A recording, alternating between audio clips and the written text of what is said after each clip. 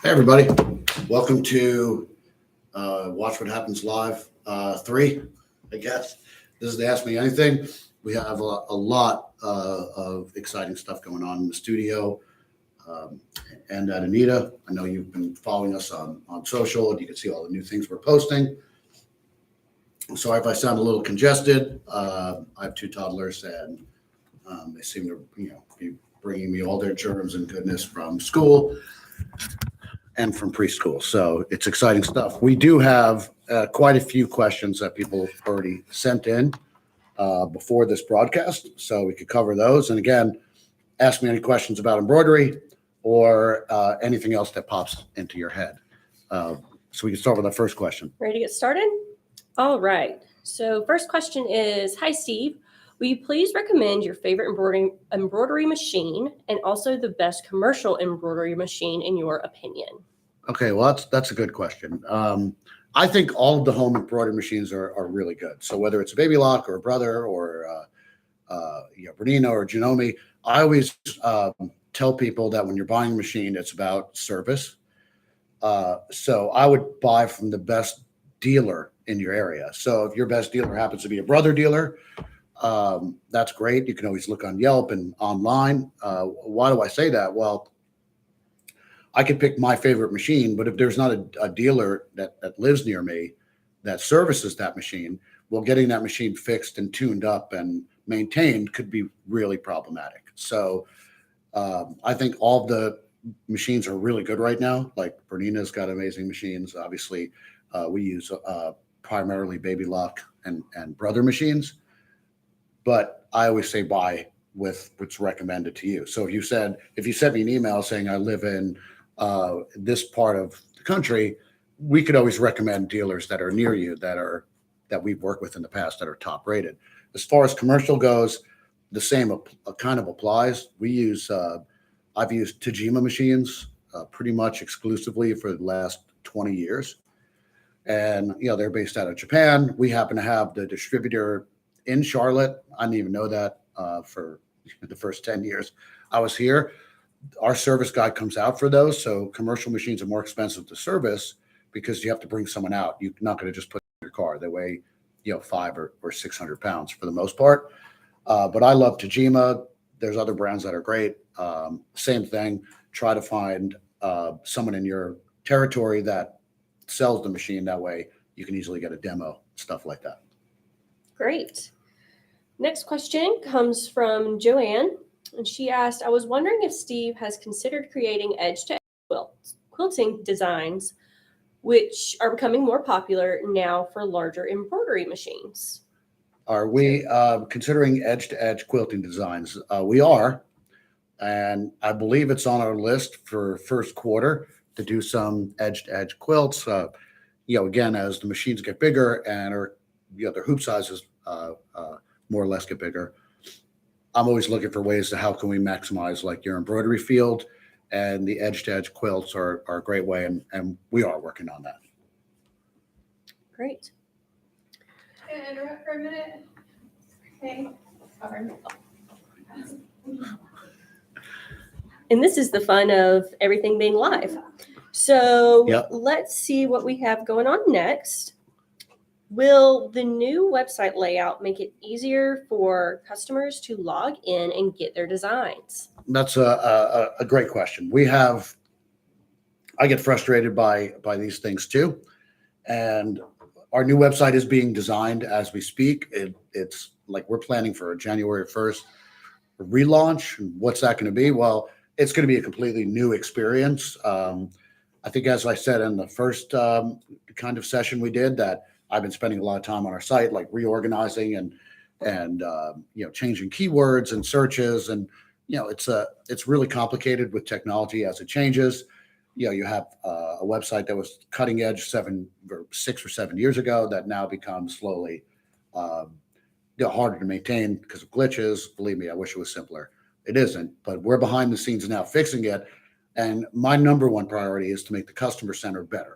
So you're going to see your wish list, designs you already own, all those things. I'm intending for it to be better, as well as logins. So It'll probably be a whole new process that'll be more current with the technology that you're familiar with every day. So that's a big yes. We have someone in the chat asking a question about whether or not you would consider, or do you have plans of a several-day digitizing course here at the Anita headquarters for people that are either local or interested in coming to learn from you in person? That is something we talked about. It was really difficult for the last few years. I mean, obviously, a lot of people here know us from events and traveling around the country and teaching. And during COVID, we couldn't. So that a lot of our focus went to just designing and giving you the best designs that we could possibly create. It's always been in the back of our minds, like, okay, how do we start this again? And I think now is the first time in the last few years that we can actually schedule something and not have some kind of mandate going to change that. So I think you'll see announcements, probably in the next few months for classes planned here.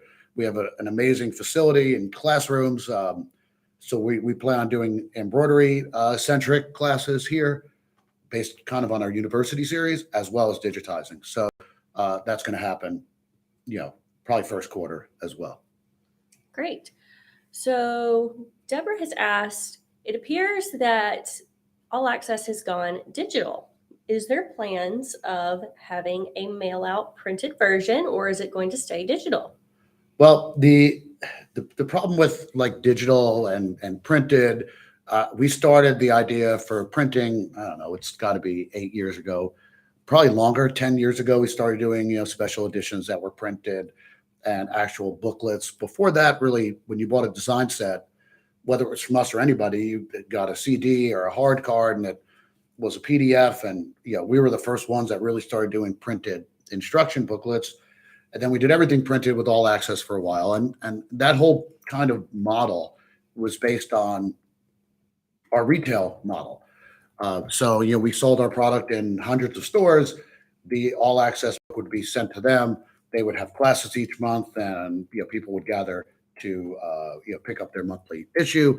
And that was really the intention, because so much of we do is based on classes and community, and we would write curriculums for the stores, and that was the general process. Well, over the years, more and more stuff went digital. So not just us, but it's like books, and you have Kindles and iBooks, and I don't think I've bought a regular book to read. It's got to be 15 years.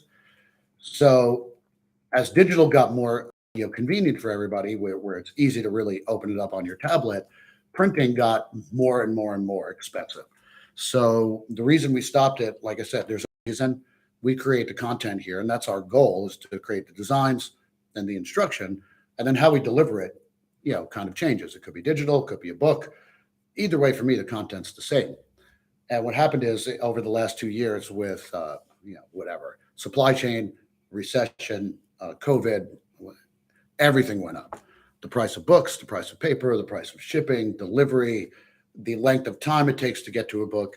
And we found that it really kind of hampers what we can do as designers, because we'd have to build in all this extra time and all this extra cost into delivering a book. So I think going forward, you're going to see printed books for certain things, and they'll be very limited. So I know the next signature series is coming out in January. You'll see that announcement soon. It's going to be amazing. That'll be in a printed hardcover book. It's a limited quantity, and when the book's gone, it's gone. It's very expensive to make books now, unfortunately, and I don't see that changing. So as of now, the club will be digital, and we'll have special projects throughout the year that they'll have a printed book. Exactly. We wanted to touch on something that we have ongoing exclusive for this week. Can you tell us a little bit about the giveaway we have going on Facebook and Instagram? So we obviously love social media. Right now we're on YouTube. This video will be on Facebook later, and we have posts every day and things like that. And I love giveaways. I don't know why. It's like I like getting things for free, and I like giving things for free. I even do that on the art side as well. In my studio, I give away, an art piece pretty much every month. And well, what do you have to do to get the free gift or to get the free download or to enter the contest is just basically follow us on Instagram, recommend a friend. Same with Facebook. It's like one of those things. I'm sure you've been invited to them before, but we're looking to always grow our, embroidery community.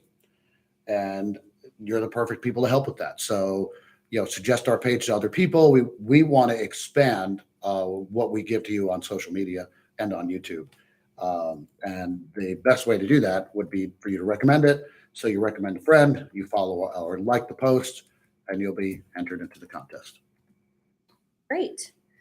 All right, let's get back to some questions. So Patricia has asked, what brand of wool thread can one use with a home embroidery machine? Which do you recommend? It's certain things that people say when they say what brand of whatever, that like I immediately get like a headache because there's certain things that are just hard to do. So if you're used to stitching with polyester or like rayon thread, that's pretty simple. Well, then you do metallic thread and you're like, okay, this is a little bit more of a challenge. Is like a challenge times 10. Wool is very unforgiving. It's a thicker thread. We use Vermilana, which is a Madeira thread. I love it. That being said, designs kind of have to be designed for wool. It can't do the finite detail that you can with like a polyester rayon because it's much thicker. So when I'm using it like in an art piece, that design is specifically created for wool thread. So light density also. The wood is about wool is about twice as thick as a polyester thread. So you have to take your density down about 50% or even 60%. And that'll let the design run better. But it's definitely a challenge. If you've never used it, I suggest, purchasing a few spools and testing it. But you have to use lower density, light stitch designs, and you have to use the biggest needle that you can in order for that thread to pass through it. I should probably write a post on wool thread because we'll do a blog on I it. love the way it looks, but it's nerve-wracking sometimes, without a doubt.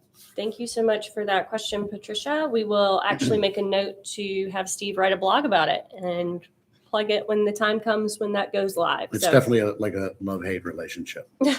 Seems like pain. Yeah. All right. Let's see. Do you have or do you use butterflies or what? Sorry, excuse me. Why do you use so many butterflies in your designs? Is it something that you have always really enjoyed, or is it something that has evolved over time for you? That's, I've gotten this question probably the most at every art opening or when people visit the showroom here because they'll see butterflies everywhere. And they're like, oh, what is it? Do you have a thing for butterflies? Or people, I don't know if they're going to start giving me butterfly things for Christmas or something. I hope not, because I have enough right now. It kind of happened when I was creating a series called Shine the Light When It's Gray Out. So what that was, my daughter had just been born. She's a baby. And all this stuff is going on, the horrible, political things and school shootings. And it was just a nightmare. Like every time I turned on the news, I would be watching something depressing. Now, like I was, it was depressing before I had kids, but I'm sitting there with like a baby. It was like, okay, like you're picturing this stuff and you're like, how am I going to explain this stuff to a child? And it's kind of, it would maybe like a little depressed about, that part of it. And then I kind of came up with this series. I remember going to see like Hamilton in New York. I saw a couple like really uplifting documentaries and I'm like, okay, there is some, light here. So I wound up painting with oil paint with these really turbulent kind of backgrounds. And it was like black oil paint and dark colors and kind of, violent impasto kind of style of painting. And then on top of the paintings, I added all the butterflies. And that was like, the light in the darkness. And it kind of resonated with me then as like a new parent. And then it was almost hard to have a piece without butterflies. It became like a signature by accident. And now to me, it always, they represent so many things to so many people. Obviously, metamorphosis and the soul, and so many people have stories about how butterfly represents this or the other thing. So it's a very emotional, connected, and symbolic thing. Not that this question was, it got maybe deeper than we wanted it to, but that's kind of the reason. And at the end of the day, since they have so much symbolism, I love the way they look like they just landed on something, which they do. So it became part of the aesthetic of my work. Is like, okay, it looks like you did this beautiful painting, and then these butterflies kind of just landed on the painting, or landed on your wall or bookshelf. And that's like with the SIG series, I think volume 2, is you can make the same butterflies, and you just kind of plop them around your house, and people will notice, and they're artistic but not like overbearing, and they just became like my signature. But that's why. And I think they're transcendent. Like, people see butterflies and it just makes them happier. And to me, it's like, well, I'll take whatever happiness like you can get right now, with all the stuff that's always happening. Exactly. And I think that people resonate with the fact that you've got such a strong tie to butterflies and that time in your life. And a lot of people are commenting how much butterflies mean to them in their life. And so I think that it's without a doubt, it's a weird thing. And there was something about like how when I made that first painting, and I can actually do a write-up about that, because like 2017 or so. And these are the shows I showed. That I showed this show everywhere, kind of around the world. And it was like really weird, because I was in like Bulgaria, and they had the butterfly things there, and like it was like kind of globally transcendent and symbolic. Absolutely. And the stories I heard from people about like that so a loved one passed away, and like a butterfly landed when they're at the what do you call it, cemetery or ceremony, and it was like, wow, like, I don't know, is there something to it? Like, I don't know, but it definitely resonates with people. And and it's just like, whenever I try to get away from doing a butterfly piece, it seems to like pull me back in. And it's like, wouldn't this look better with a butterfly on it? And the answer, like, usually is yes. The answer is absolutely yes. And you guys can see that in our background with all the amazing art. There's definitely some back there. Is the camera following me?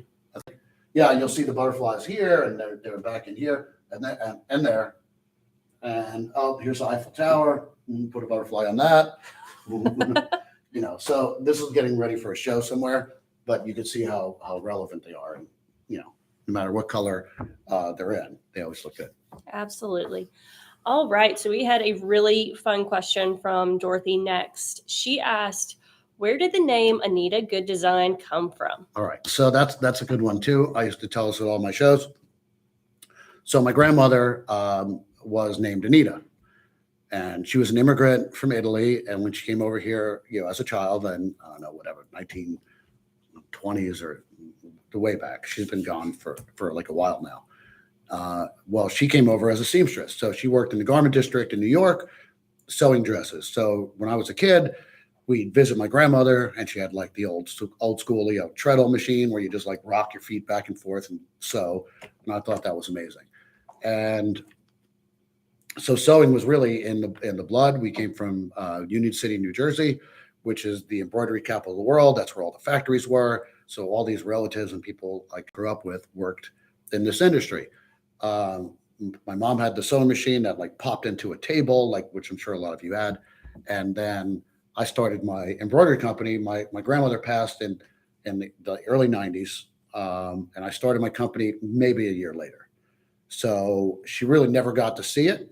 And that first company was more design in New York and stuff like that. But when I started Anita Goodesign, it was 2004.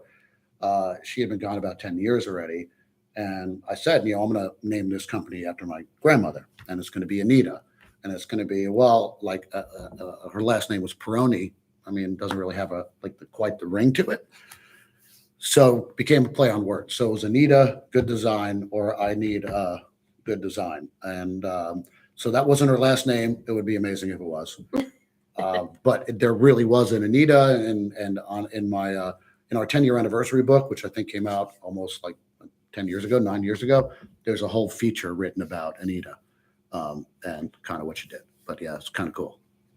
We love our name, and we love being able to bring some. But some people don't pride get to it. Anita. Honestly, some people don't get it. And they're like, oh, now I got it. Like they've been a customer for years and they're like, oh, I need a good design. Right. Yeah. So it's still kind of fun. Yeah. Almost 20 years later. It is a great fun name. So let's wrap up with a final question more about you and your creative process. Yeah. So what do you enjoy most about the creative process when you're creating something for embroidery or painting or whatever your heart desires that day? I mean, that's a big part of it. I think the creative process is different based on, I'm more of like project-based creative. So I could just think of random ideas and, I'll write those down and, or I'll see something somewhere and go, oh, that would be cool to do whatever with. But like, as my career is now into, it's like, I don't know, third decade, well into it. It's almost like, what am I designing for? If it's going to be for an art piece, I look at things differently. If it's going to be for a collection for Anita, I'd say, okay, well, here's an idea for, whatever, flowers. Well, how many flowers do I want to do? And that's a lot of times with Anita, that's the problem. And sometimes I'll think of an idea, but maybe it's single design. So you'll see with the new website that a lot of those things will be channeled differently because sometimes a great idea doesn't have to have 20 designs. And, but that's generally how it works. It's like, okay, we're doing Americana. How many ideas do we have? Will that turn into a large collection or a signature series? Or is this like a single design? Or is it just really weird? And at that point, maybe it's an art piece. So that's every time it's a challenge. So if you said, okay, I need you to design something for a collaboration with, I don't know, make something up, Hershey, which I'm not doing, but it would be amazing. They're saying, all right, you're going to do a collaboration with Hershey. And it's like, okay, I could envision this, this, and this. And that's kind of how it develops. But that wouldn't be the same ideas I would have if we're doing an Anita collection or a studio piece. So I love when people send me ideas and it can turn into something. And most of the time it's not what they thought it would turn into, which is the coolest part about it. But most of the time I have no idea what I'm going to do. So I truly start a project almost as a blank slate as, okay, you're going to do an equestrian thing with a giant horse, which is what I have to do right now. It's like a 48-inch horse embroidered. So that's 4 feet. Obviously there's no 4-foot hoop. So it's like, all right, how am I going to do this horse so it looks amazing? It'll probably be really expensive. I'll show it to you when I get working on it. But that's like the challenge. The challenge is usually like, well, how can I do this thing? And how long is that thing going to take? Because as you know, anybody here that stitched anything, well, it takes a long time to stitch a design, that's like that big. All right, well then how are you doing it when it's 4 feet wide?